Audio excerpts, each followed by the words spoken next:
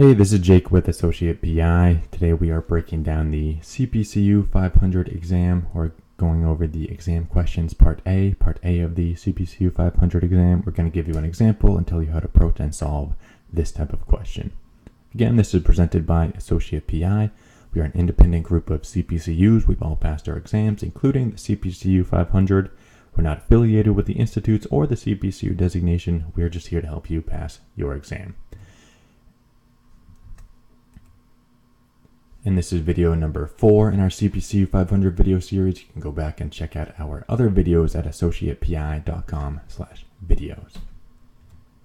So let's get into it. We are today covering part A of the CPCU 500 exam. This exam is 60 questions, all multiple choice, broken up into two sections, part A and part B. Today we are going over part A, where there will be about 40 of these concept questions on your exam. And these concept questions, they are just testing you on a definition or a concept. So they are not scenario-based questions, but there will be, essentially they'll give you a definition or a topic, and you have to understand and answer the question based on that definition or topic. And these questions can be kind of tricky. They're all multiple choice, so it'll give you 4 answer options.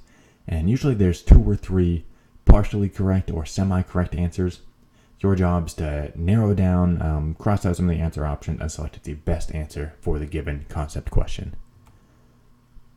So here's what we recommend, how to approach these type of questions and how to answer them correctly. First, fully read the question, analyze and determine what the question is asking. Then, number 2, look at the answer options. Cross out any that are obviously incorrect.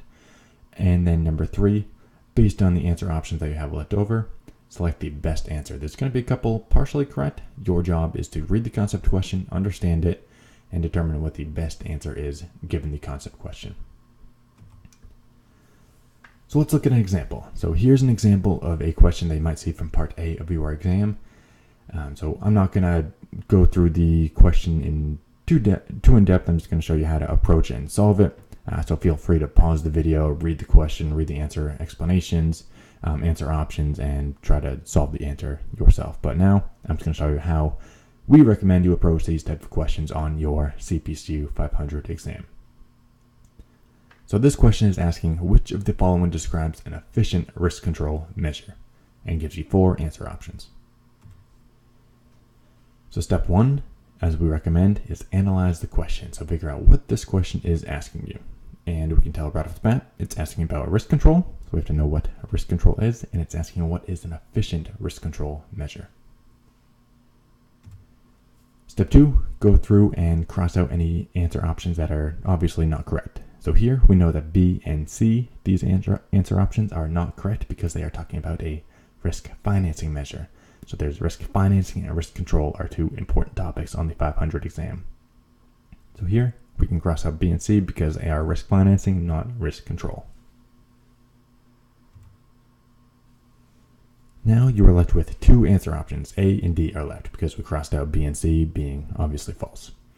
So now we have to select the best answer. And the answer is D. We know this because D is talking about an efficient risk control measure. So we know D is efficient because we know that an efficient risk control measure is the technique that is the least expensive. We can look at answer option A, and we know that that's an effective risk control measure, not efficient. So we narrow it down to 2 risk control measures, answer option A, answer option D.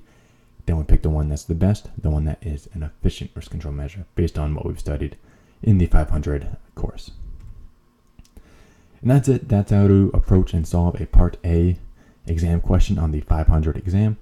If you want to see more of these examples and more questions I might see on your exam, I highly recommend you download our free practice exam and study guide. You can go to AssociatePI.com/practice exam.